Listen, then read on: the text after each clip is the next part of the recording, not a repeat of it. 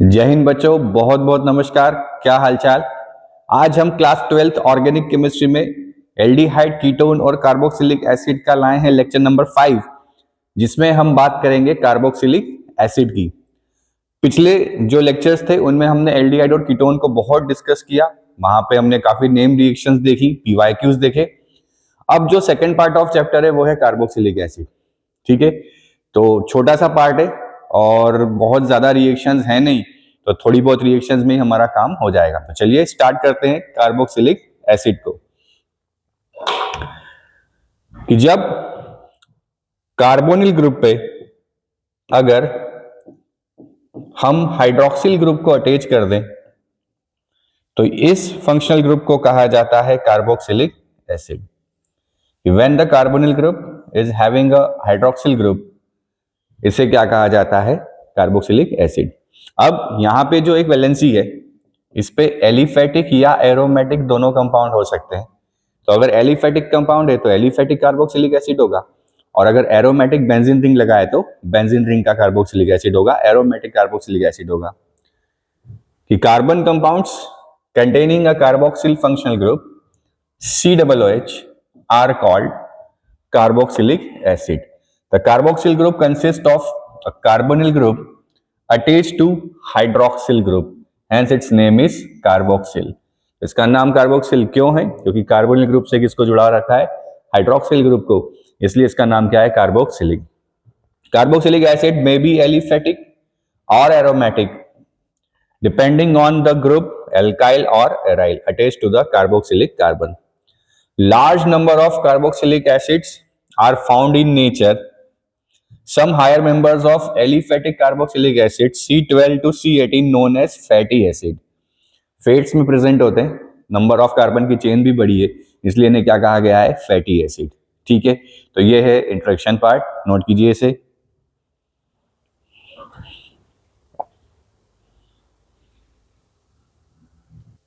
ठीक है, बढ़े आगे। चलिए आईयूपीएसी नॉमेनक्लेचर में देखें तो सबसे पहले एल्केन बना लें। अगर एल्केन है, सारे कार्बन सिंगल बॉन्डेड है, तो उसका एल्केन बना ले।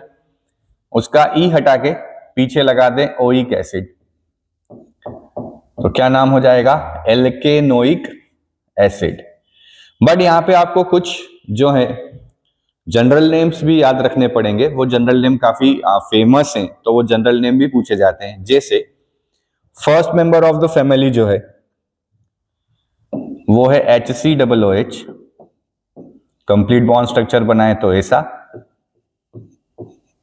या फिर इसको ऐसा भी लिखा जा सकता है। तो इसका जो जनरल नेम है वो है फॉर्मिक एसिड, क्योंकि लाल चींटी जब काटती है तो उस एसिड को रिलीज करती है, और लाल चींटी को लैटिन वर्ड में फॉर्मिका कहा जाता है, इसलिए एसिड का नाम क्या है? Formic acid.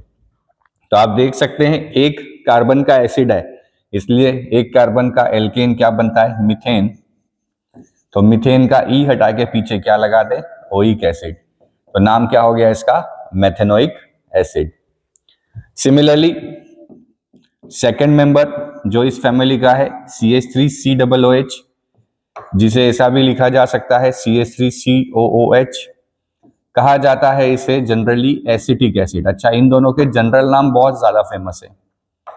एसिडिक एसिड, नाम एसिडिक एसिड क्यों है? क्योंकि वर्ड डिराइव्ड हुआ है एसिटम से, जिसका मतलब होता है विनेगर।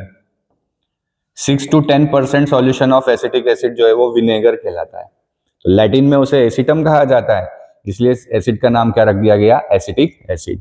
अब यहाँ पे देख पा रहे हैं 2 कार्बन है, तो नाम क्या हो जाएगा 2 कार्बन का? इथेन। ई हटा के पीछे क्या लगा दे? ओइक एसिड, तो it will be the ethanoic acid.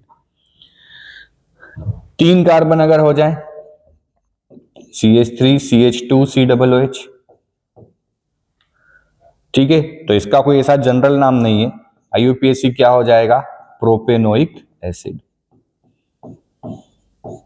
It is known as the propanoic acid. ठीक है जी, तो फर्स्ट मेंबर हमें अच्छे से याद रखना है formic acid HCOOH, second member acetic acid CH3COOH। Clear है? बढ़े आगे।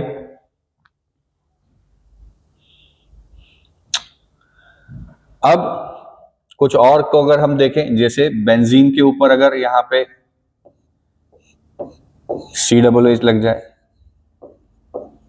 तो इसे बेंजोइक एसिड कहा जाता है। अब बेंजोइक एसिड IUPAC भी है और इसका जनरल नेम भी बोल सकते हैं। वैसे ये देखा जाता है कि रिंग में अगर कोई फंक्शनल ग्रुप आता है स्पेशली कार्बन कंटेनिंग, और अगर वो रिंग का पार्ट नहीं होता है तो उसके लिए स्पेशल जो है सफिक्स यूज किए गए हैं। जैसे एल्डिहाइड अगर होता है तो उसमें कार्बेल्डिहाइड यूज करते हैं, तो वैसे ही COOH के लिए जो स्पेशल सफिक्स होता है वो होता है कार्बोक्सिलिक एसिड। इसका जो स्पेशल सफिक्स है इट इज कार्बोक्सिलिक एसिड। तो इसका अगर IUPAC हम लेटेस्ट ट्रेंड के हिसाब से बनाएं तो it will B benzene carboxylic acid.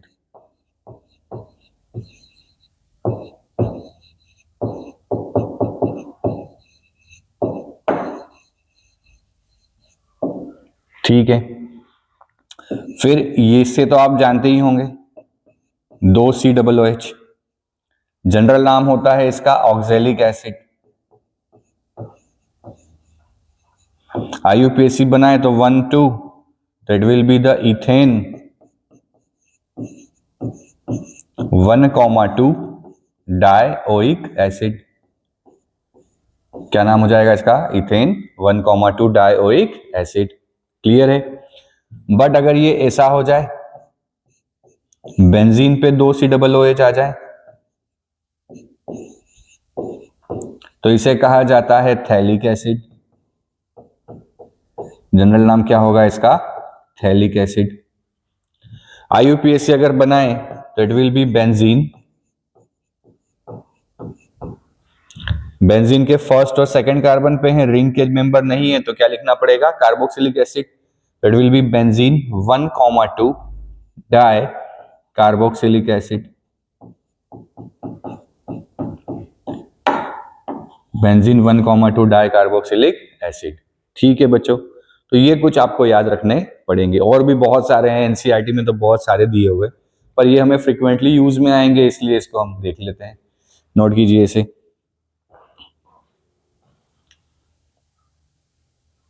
बढ़े आगे।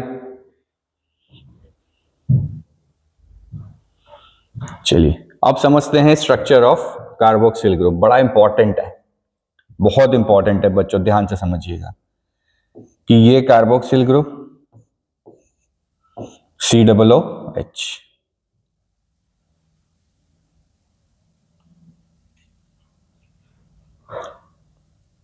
इसको अगर हम यहां पे भी हटा दें, चलिए H को यहां से अभी हटा देते हैं, जनरल की बात कर लेते हैं। तो आप देख पा रहे हो नंबर ऑफ सिग्मा कितने हैं बेटा? 3, 1, 2 और 3। 3 सिग्मा अगर होते हैं किसी के तो उसका हाइब्रिडाइजेशन क्या हो जाता है? sp2। तो कार्बोक्सिलिक एसिड में जो कार्बन का हाइब्रिडाइजेशन है वो कैसा है? sp2 है। अब यहां पे एक चीज और देख सकते हैं कि कार्बन ऑक्सीजन के बीच में है डबल बॉन्ड, और डबल बॉन्ड जब होता है तो एक बॉन्ड सिग्मा और एक पाई। चूंकि ऑक्सीजन ज्यादा इलेक्ट्रोनेगेटिव है तो पाई इलेक्ट्रॉनों को क्या करेगा? अपनी तरफ अट्रैक्ट कर लेगा। क्या करेगा? अपनी तरफ अट्रैक्ट कर सकता है ना, बिकॉज ऑफ मोर इलेक्ट्रोनेगेटिविटी। तो जैसे ये पाई इलेक्ट्रॉन इसकी तरफ गए तो क्या हो जाएगा? C यहां पे आ जाएगा O माइनस,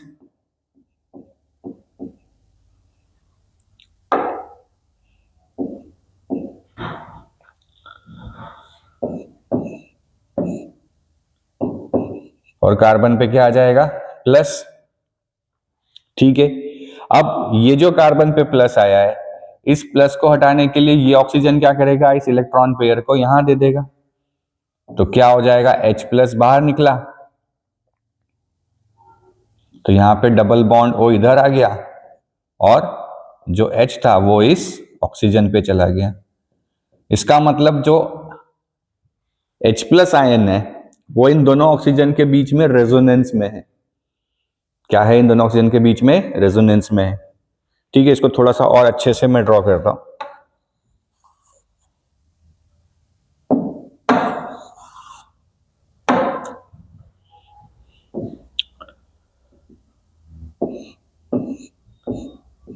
इसको हम ऐसा लिख लेते हैं, ये डबल बॉन्ड O, ये O H, यहां पे ऐसा, तो ये इलेक्ट्रॉन यहां शिफ्ट हुआ, तो यहां क्या आ जाएगा माइनस, यहां क्या आ जाएगा प्लस, और जैसे ही यहां प्लस आया तो ये इधर, और यहां से ये वाला बॉन्ड ब्रेक हो गया, तो जैसे ही ये H प्लस निकला तो ये H प्लस कहां चला जाएगा, इसके पास, तो क्या बन गया ये C, अब OH यहां आ गया, ये प्लस और माइनस मिलके क्या बना लेंगे, डबल बॉन्ड, तो ये डबल बॉन्ड हो ऐसा हो गया। इसका मतलब जो कार्बोनिल कार्बन है, उस कार्बोनिल कार्बन के O और H जो है वो क्या होते जा रहे हैं, बार बार बदलते जा रहे हैं। मतलब इस कार्बन का जो प्लस है वो प्लस कभी भी स्टेबल, मतलब प्लस कभी भी हो नहीं सकता। तो एक बड़ा प्यारा सा क्वेश्चन बनता है कि जितनी रिएक्शन हमने कार्बोनिल ग्रुप की देखी इन एल्डिहाइड एंड कीटोन्स, है ना, कि एल्डिहाइड कीटोन्स में हमने बहुत सारी रिएक्शन देखी, न्यूक्लियोफिलिक एडिशन देखा, एनजेड रिएक्शन देखा, हमने साइनोहाइड्रिन, एसीटल, हेमी एसीटल, तो इस कार्बोक्सिलिक एसिड के पास भी बच्चों कार्बोनिल ग्रुप है, और कार्बोनिल ग्रुप है तो उनको भी वो रिएक्शन देनी चाहिए थी, पर जैसे ही हमने देखा कि ये इलेक्ट्रॉन ऑक्सीजन पे पास शिफ्ट होके कार्बन पे प्लस आता है, वैसे ही दूसरे ऑक्सीजन का इलेक्ट्रॉन कार्बन के पास आके उस प्लस को क्या कर देता है, खत्म कर देता है। तो चाहे इसके पास कार्बोनिल ग्रुप है, बट ये फिर भी एल्डिहाइड और कीटोन की जो कैरेक्टरिस्टिक रिएक्शंस हैं उनको देता नहीं है। क्यों? क्योंकि उस कार्बन का जो प्लस है वो लेस इलेक्ट्रोफिलिक सेंटर है, because of the resonance exist in the carboxylic group. कि जो COOH ग्रुप है उसके अंदर रेजोनेंस बन रहा है, और उस रेजोनेंस के कारण कार्बन का जो प्लस है वो क्या है, लेस इलेक्ट्रोफिलिक है, क्योंकि रेजोनेंस से क्या हो रहा है, वो स्टेबल हो रहा है। इसलिए जो कार्बोक्सिलिक एसिड है वो कभी भी एल्डिहाइड और कीटोन के जो कैरेक्टरिस्टिक रिएक्शंस हैं उनको देते नहीं है। ये बड़ा प्यारा सा क्वेश्चन यहां बनता है कि in carboxylic acid the bonds to the carboxyl carbon lie in one plane and are separated by about 120 degree, क्योंकि हाइब्रिडाइजेशन कैसा होता है, sp2। The carboxylic carbon is less electrophilic than carbonyl carbon because of possible resonance structure shown below. ये जो resonance लगता है उस resonance के कारण ये कार्बन का जो प्लस है वो लेस इलेक्ट्रोफिलिक है, इसलिए कार्बोनिल ग्रुप की कैरेक्टरिस्टिक रिएक्शन कभी भी कार्बोक्सिलिक एसिड नहीं देता है। क्लियर है? आया समझ में? बढ़े आगे। अगला आता है मेथड ऑफ प्रिपरेशन, कि बनाया कैसे जाएगा। सबसे पहली मेथड है from primary alcohols and aldehydes. We know very well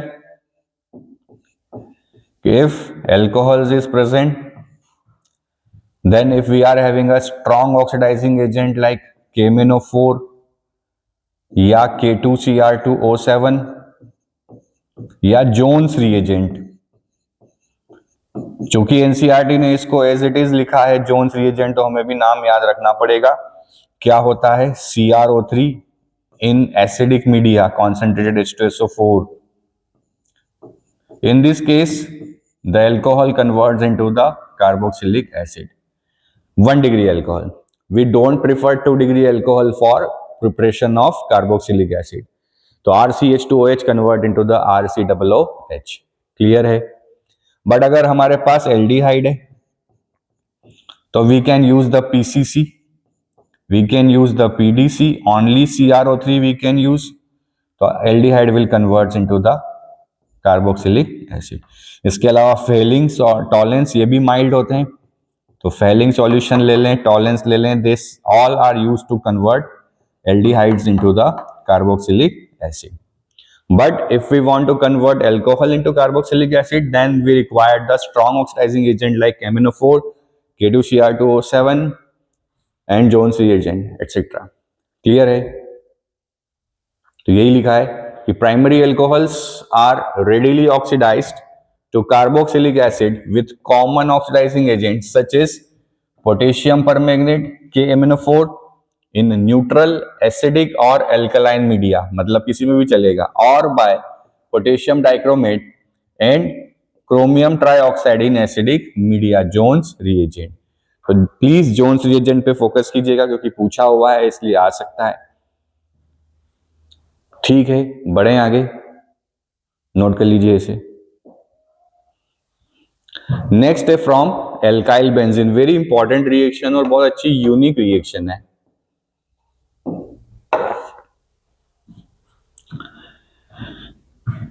क्या बोलता है ये रिएक्शन कि when we are having a alkyl benzene, reaction is to be carried out in presence of alkaline KMnO4, KMnO4 plus KOH भी दे सकते हैं यहाँ पे क्योंकि KOH एल्कलाई है। Then this entire chain will be converted into the salt of the carboxylic acid। अब जैसे यहाँ तो एक ही कार्बन की चेन है, बट अगर यहाँ पे एक से ज्यादा कार्बन भी होते तो वो कार्बन जो है, all carbon will going to be convert into the carboxylic acid। तो firstly there will be preparation of the salt of carboxylic acid, then when we do the hydrolysis it converts into the carboxylic acid। अब यहाँ पे अगर toluene की जगह ethyl benzene होता, then in the same manner reaction will carried out and we will get the carboxylic acid। even though यहाँ पे ये जो एल्काइल ग्रुप है, ये एल्काइल ग्रुप अगर 1 डिग्री है तो भी चलेगा, 2 डिग्री है तो भी चलेगा, but it must not be 3 degree. 3 degree ये रिएक्शन नहीं देता। तो एनसीईआरटी ने सीधे सीधे लिखा है कि what will be the length of alkyl group is attached with the benzene ring irrespective of the length of alkyl group. ये किसमें कन्वर्ट होता है? कार्बोक्सिलिक एसिड में। चलिए देखते हैं। Aromatic carboxylic acids can be prepared by vigorous oxidation of alkyl benzene with chromic acid or acidic or alkaline potassium permanganate। The entire side chain is oxidized to the carboxyl group irrespective of length of the side chain। बोल रहा है कि entire side chain will be oxidized into the carboxyl group irrespective of length of the side chain।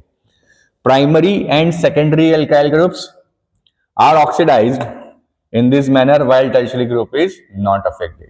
तो primary secondary भी oxidise होते हैं but tertiary oxidise नहीं होता है। क्लियर है? बड़ी इंपॉर्टेंट रिएक्शन है। बढ़े आगे।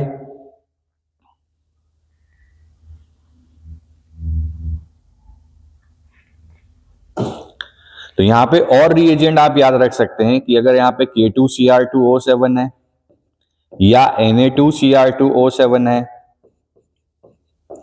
या फिर क्रोमिक ऑक्साइड CrO3 है, ये सभी क्या करेंगे? The same thing will happen.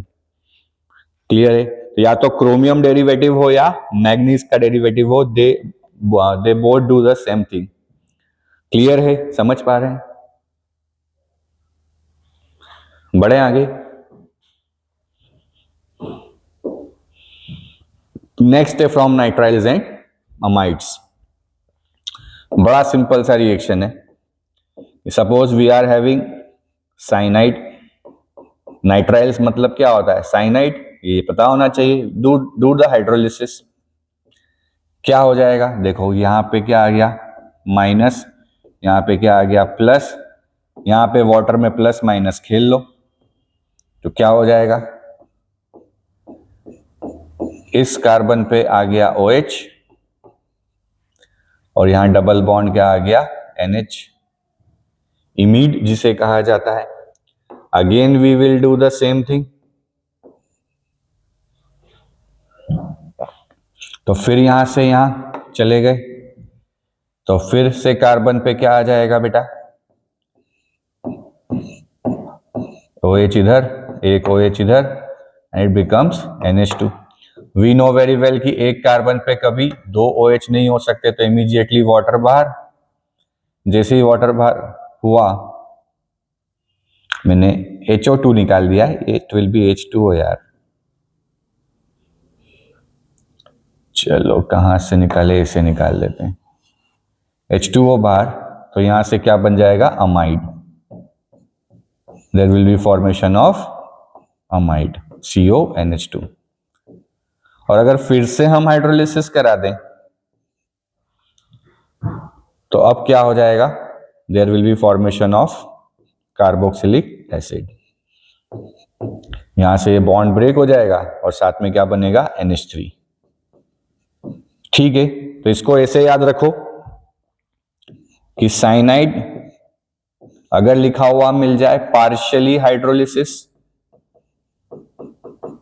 तो on partially hydrolysis cyanide converts into the amides, CONH2 में कन्वर्ट होता है। बट अगर कंप्लीट हाइड्रोलिसिस हो जाए, in a complete hydrolysis cyanide will converts into the carboxylic acid. किसमें कन्वर्ट हो जाता है, कार्बोक्सिलिक एसिड में। तो पार्शियली हाइड्रोलिसिस में cyanide convert into the amide, nitrile converts into the amides, and when we do the complete hydrolysis of cyanide then it converts into the carboxylic acid. Clear है कि अगर आप partially करो तो पहले साइनाइड अमाइड में, amide का फिर से हाइड्रोलिसिस करो तो कार्बोक्सिलिक एसिड। बट अगर when we do the complete hydrolysis then क्या होगा, cyanide converts into the carboxylic acid. ठीक है जी, बढ़े आगे।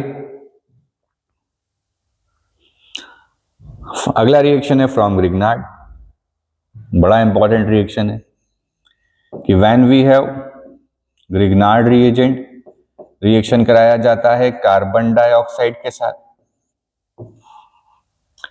देखो कार्बन ऑक्सीजन में ऑक्सीजन, तो यहां माइनस आ गया, यहाँ पे प्लस, तो यहाँ क्या आ जाएगा प्लस, यहाँ क्या आ जाएगा माइनस। हमें याद ही है ग्रिग्नार्ड में ओ माय गॉड बनता है, तो क्या हो गया, C डबल बॉन्ड O, एक ऐसा का ऐसा, एक C के साथ कौन आ गया R, और इस O के साथ कौन चला गया MgX। देन क्या लेके आ जाओ, हाइड्रोलिसिस करा दो। On hydrolysis there will be formation of carboxylic acid, और क्या बन जाएगा MgX एंड OH। क्लियर है, तो just do the reaction with carbon dioxide with Grignard reagent, we can make the carboxylic acid. Clear है, आया समझ में? ओके, बढ़े आगे।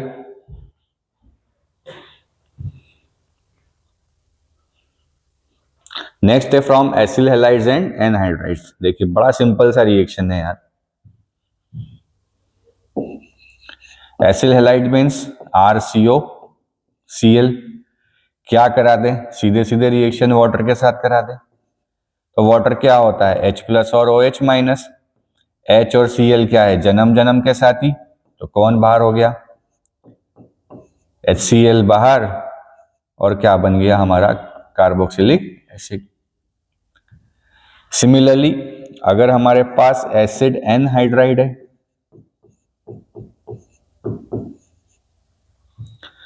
क्या करें, फिर से वाटर के साथ रिएक्शन करा दें। कहीं से भी बॉन्ड तोड़ दो, एक पे माइनस आएगा एक पे प्लस आएगा, तो क्या मिला RC डबल बॉन्ड OH और RC double bond OH। Molecule मिले दो कार्बोक्सिलिक एसिड के। अब अगर यहाँ पे R डिफरेंट है तो we will get the different carboxylic acid. तो एसिड एनहाइड्राइड क्या है, जब दो कार्बोक्सिलिक एसिड में से वाटर बाहर निकाल दें तो एसिड एनहाइड्राइड बनता है, और एसिड एनहाइड्राइड में फिर से वाटर को डाल दें तो क्या बन जाएगा वापस से कार्बोक्सिलिक एसिड। रिएक्शन होता है किसमें, एसिडिक मीडियम में। क्लियर है, आया समझ में?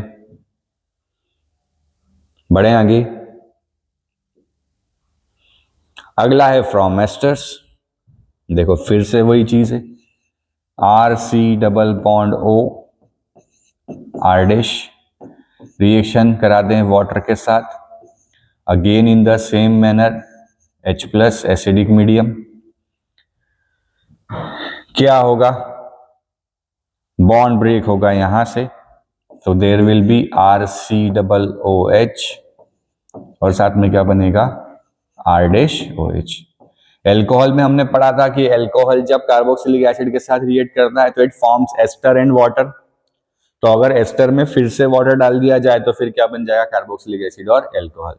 जैसे एग्जांपल ले लें, CH3 C double bond O C2H5 plus H2 in acidic medium.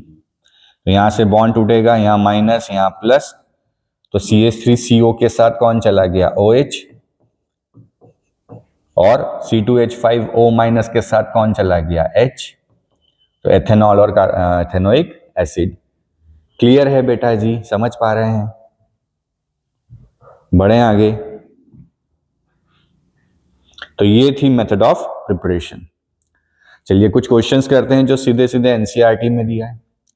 Right chemical reactions to effect the following transformation, मतलब कन्वर्जन करना है।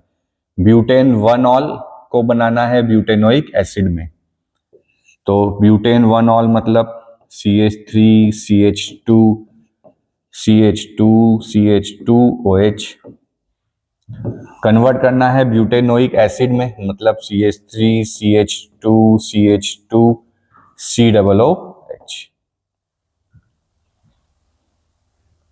क्या कर दें, सिंपल सा एल्कलाइन KMnO4 ले आए, है ना, या फिर पोटेशियम डाइक्रोमेट लिया, या फिर जोन्स रिएजेंट ले आए, कुछ भी ले आओ, 1 डिग्री अल्कोहल सीधे किस बदल जाएगा, कार्बोक्सिलिक एसिड में।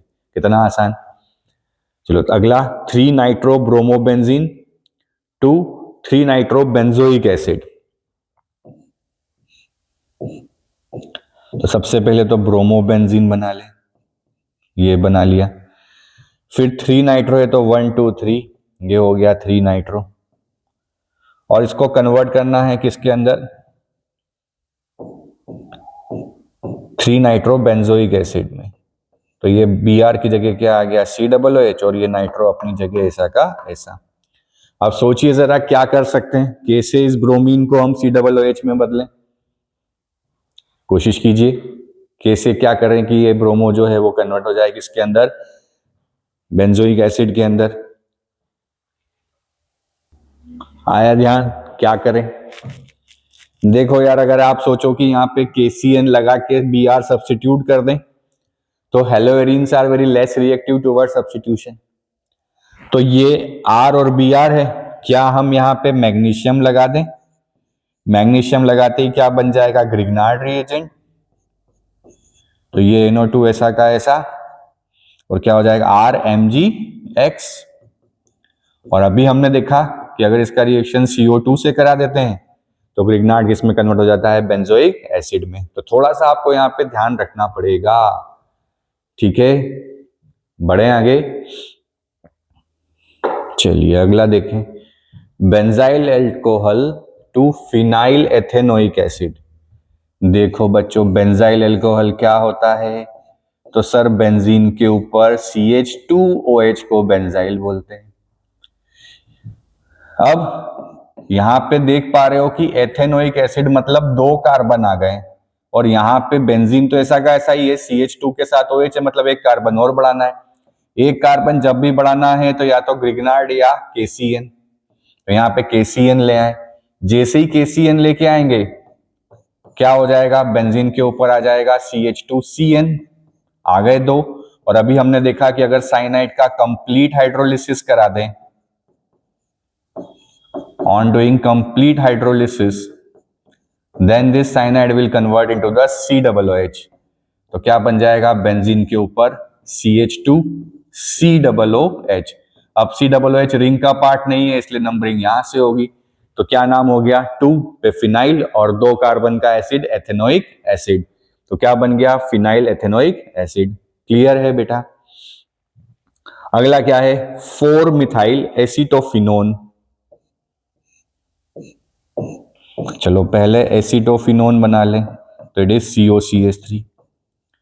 अब 1 2 3 4, 4 पे कौन है, मिथाइल को कन्वर्ट करना है बेंजीन 1,4 डाई कार्बोक्सिलिक एसिड, मतलब ये दोनों किस में बदल गए, COOH में। तो क्या करें, क्या हम यहाँ पे एल्कलाइन KMnO4 लगा सकते हैं, सर उससे क्या होगा, alkaline KMnO4 is a powerful oxidizing agent which converts carbonyl group into the carboxylic as well as the complete entire chain will convert into this। तो एल्काइल KMnO4 के बाद जब हम हाइड्रोलिसिस करा देंगे तो यहाँ पे क्या बन जाएगा, 1,4 benzene 1,4 di carboxylic acid. Note कीजिए इसे, ये सारे क्वेश्चंस गिवन है ना, हमें पूछे गए हैं। क्लियर है। बढ़े आगे। ठीक है जी। चलिए यहां पे एक चीज थोड़ा ध्यान रखिएगा, ये 2 स्टेप में होने वाला है कि यहाँ पे फर्स्ट में तो H2S COCH3 और फिर क्या लेके आ जाए, dilute H2SO4, then it will be converts into the carboxylic acid, या एक साथ H3O+ भी लिख सकते हैं, कोई दिक्कत नहीं है उसमें, दोनों सही है ना। बुक में डाइल्यूट H2SO4 लिखा हुआ है क्योंकि इंटरमीडिएट में यहाँ पे मैं फिर से लिख देता हूं कि यहाँ पे हमने देखा था कि पहले सॉल्ट बनता है। चलो इसको ऐसा कर लेते हैं, पहले एल्कलाइन KMnO4, तो यहाँ पे प्रोडक्ट में क्या बनेगा, salt of carboxylic acid, it will be the COOK। Then we do the hydrolysis करते हैं तो H+ मीडियम में तो कन्वर्ट हो जाता है किसमें, कार्बोक्सिलिक एसिड में। तो कंफ्यूज नहीं होना है, ये अलग बात है, थोड़ा सा मैंने उसको कुछ स्टेप बचाने के चक्कर में पूरा मिक्सचर कर दिया। तो पहले alkaline KMnO4, salt of carboxylic acid, then dilute H2SO4, क्या बन जाएगा, एसिड। क्लियर है जी, बढ़े आगे। Then come to the physical properties. 2 ही प्रॉपर्टीज हैं यार, पर बड़ी बड़ी बड़ी इंपॉर्टेंट है फिजिकल प्रॉपर्टी। पहली कौन सी है भाई साहब, बॉइलिंग पॉइंट। देखा ये गया कि जितने भी ऑर्गेनिक कंपाउंड्स होते हैं, उन ऑर्गेनिक कंपाउंड में सबसे ज्यादा जो बॉइलिंग पॉइंट होता है वो कार्बोक्सिलिक एसिड का ऑब्जर्व किया गया with comparable molecular masses. Reason again is same कि यहां पे भी क्या होता है, हाइड्रोजन बॉन्ड।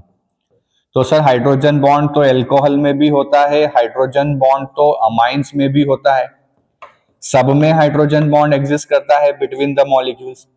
तो इस कार्बोक्सिलिक एसिड में ऐसी क्या खास बात हो गई कि इसका हाइड्रोजन बॉन्ड जो है उसको तोड़ने के लिए एनर्जी ज्यादा लगती है।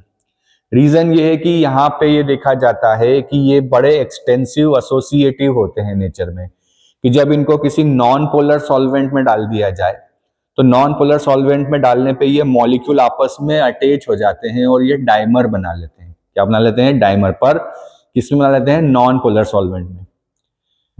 अब डाइमर बन गया और ये डाइमर जो है अपने वेपर स्टेट में भी ऐसा का ऐसा डाइमर रख पाते हैं।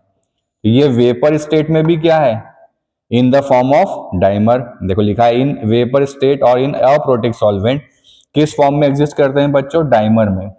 तो वेपर फेज में भी अगर डाइमर है तो इनको अलग करने के लिए यहां से फिर ये बॉन्ड तोड़ने के लिए एक्स्ट्रा एनर्जी देनी पड़ती है, इसलिए इनका बॉइलिंग पॉइंट क्या होता है, सबसे ज्यादा होता है अमंग ऑल जो है ऑर्गेनिक कंपाउंड्स।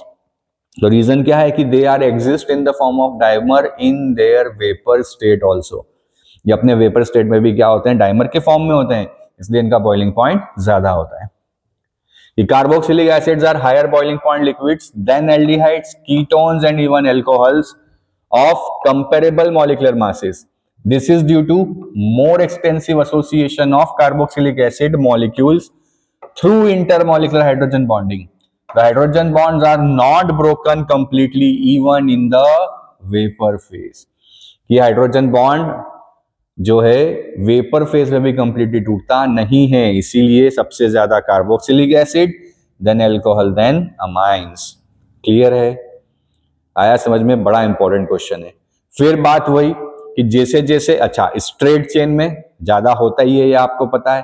तो अगर इन कार्बोक्सिलिक एसिड देखें तो boiling point in carboxylic acid क्या बनेगा, boiling point is directly proportional to the surface area. जितना स्ट्रेट चेन ज्यादा उतना बॉइलिंग पॉइंट ज्यादा, और जितनी ब्रांचेस ज्यादा उतना बॉइलिंग पॉइंट कम। और अगर अलग अलग फंक्शनल ग्रुप में देखें तो सबसे highest carboxylic acid, then alcohol, then amines.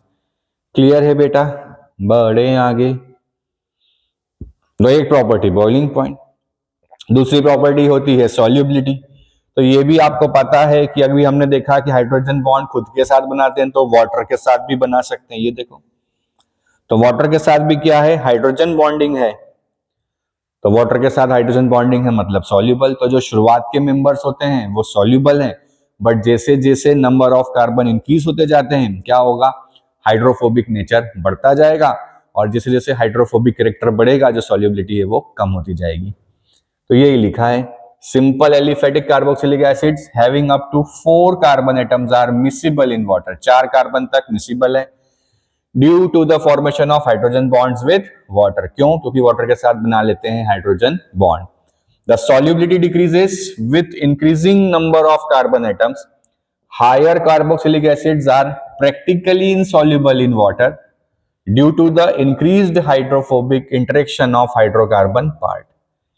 क्या बोल रहा है कि जैसे जैसे नंबर ऑफ कार्बन बढ़ेंगे वैसे वैसे सॉल्युबिलिटी कम होती जाएगी। Benzoic acid, the simplest aromatic carboxylic acid is nearly insoluble in cold water. तो बेंजोइक एसिड नहीं होता क्योंकि एरोमेटिसिटी के कारण जो है वो सॉल्युबिलिटी कम कर देता है। Carboxylic acid are also soluble in less polar organic solvent like benzene, ether, alcohol, chloroform et cetera. तो ऑर्गेनिक सॉल्वेंट में भी क्या है? सॉल्युबल है। ठीक है, तो ये थी क्या इसकी फिजिकल प्रॉपर्टीज। तो बस आज इतना सही पढ़ते हैं, मेथड ऑफ प्रिपरेशन और फिजिकल प्रॉपर्टीज। छोटा सा लेक्चर है, 5 मेथड ऑफ प्रिपरेशन है। ठीक है, तो वही पढ़ते रहिए, हंसते रहिए, मुस्कुराते रहिए, लाइक करें, सब्सक्राइब करें, शेयर करें, वीडियो अच्छा लगे तो प्लीज, और हमें मोटिवेट करते रहे। जय हिंद, जय भारत।